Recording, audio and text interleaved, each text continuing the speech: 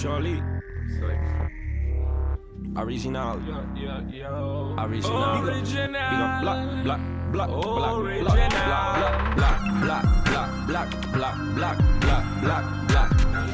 Turn me up in the headphone. James Baldwin's one of my favorite authors and just a great writer.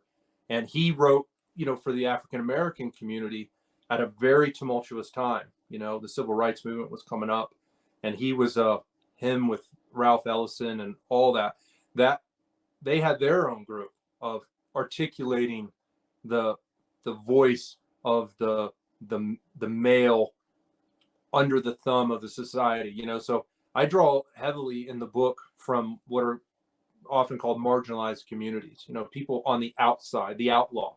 And at the time, the African American man was definitely outside the mainstream, right? I mean, you had Jim Crow laws, you had all kinds of like institutional pressures.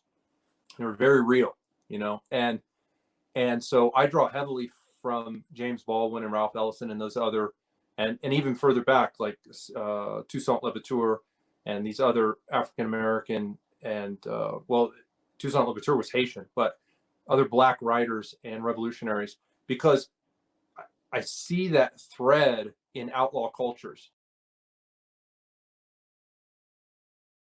But regardless of color or whatever, there is a thread common to the outlaw, and so I drew heavily on these other outlaw communities, and James Baldwin is one of my touchstones that way.